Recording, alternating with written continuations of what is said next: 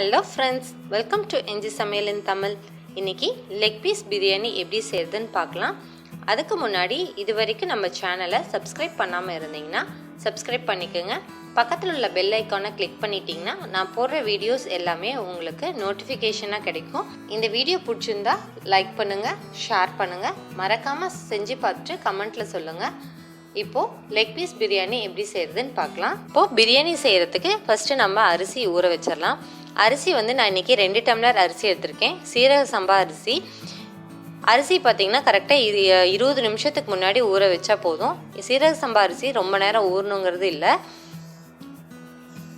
இப்போ pressure cooker வச்சுட்டு நம்ம எண்ணெய் சேர்த்திக்கலாம். நான் எண்ணெய் 2 டேபிள் ஸ்பூன் அளவுக்கு எண்ணெய் சேர்த்திருக்கேன். எண்ணெய் நல்லா சூடாகி வரட்டும்.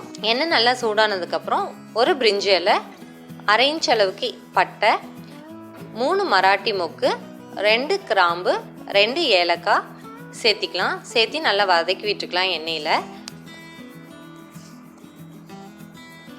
வதக்கி விட்டுட்டு நான் ஒரு பெரிய வெங்காயத்தை நல்லா நீல வாக்கில் கட் பண்ணி வச்சுருக்கேன். அதை சேர்த்திட்டு நல்லா வதக்கி விட்டுக்கலாம்.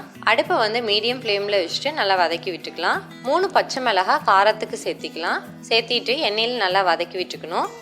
வெங்காயம் பச்சை மிளகாய் நல்லா வதங்கியிருக்கு.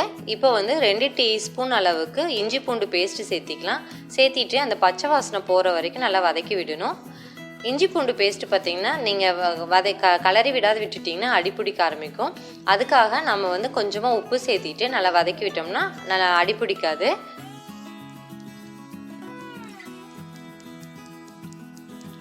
பாருங்கள், இஞ்சி பூண்டு வெங்காயம் எல்லாமே நல்லா வதங்கி வந்துருச்சு. நான் இப்போ ஒரு மீடியம் சைஸ் தக்காளியை கட் பண்ணி வச்சுருக்கேன். அதையும் சேர்த்திட்டு நல்லா வதக்கி விட்டுக்கலாம். பாருங்கள், நல்லா வதங்கி வந்துருச்சு. இப்போ மசாலாலாம் ஆட் பண்ண ஆரம்பிச்சிடலாம். கொஞ்சமாக கொத்தமல்லி தழை, புதினா சேர்த்திட்டு நல்லா கலரி விட்டுக்கலாம். 1/2 டீஸ்பூன் அளவுக்கு கரம் மசாலா தூள், 1 டேபிள் ஸ்பூன் அளவுக்கு வரமிளகாத்தூள்,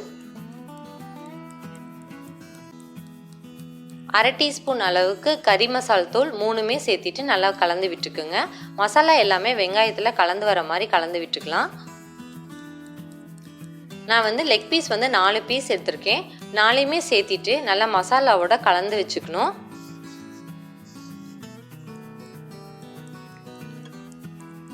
பாருங்க, இந்த மாதிரி நல்லா கலந்து விட்டுக்கலாம்.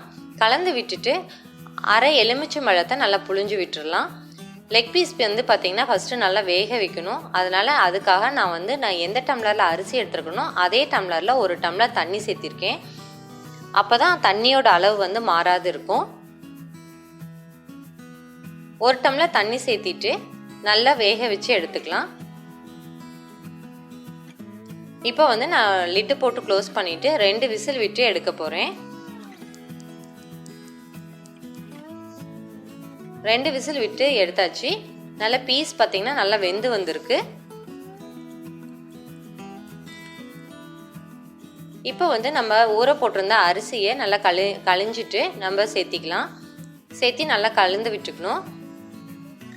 1 டம்ளர் அரிசிக்கு 2 டம்ளர் தண்ணி கரெக்டாக இருக்கும். நான் ஃபஸ்ட்டே நம்ம 1 டம்ளர் தண்ணி சேர்த்திருக்கோம். இப்போ 3 டம்ளர் தண்ணி சேர்த்திருக்கேன். 2 டேபிள் ஸ்பூன் அளவுக்கு தயிர், 2 டேபிள் ஸ்பூன் அளவுக்கு நெய் சேர்த்திக்கலாம். சேர்த்திட்டு நல்லா கலந்து விட்டுக்கலாம். இந்த ஸ்டேஜில் உப்பு காரம் எல்லாமே செக் பண்ணிக்கோங்க. பத்தலை அப்படின்னா நீங்கள் சேர்த்திக்குங்க. சிக்கன் ஆல்ரெடி வெந்திருக்கு. அதனால் அரிசி சேர்த்தின உடனே ஒரு சவுண்ட் விட்டு இறக்குனீங்கன்னா போதும். பாருங்கள், நான் ஒரு சவுண்ட் விட்டு இறக்கிட்டேன். பிரியாணி ரெடி ஆயிடுச்சு. இதை செஞ்சு பார்த்துட்டு எப்படி இருக்குன்னு கமெண்ட்டில் சொல்லுங்கள். தேங்க்யூ.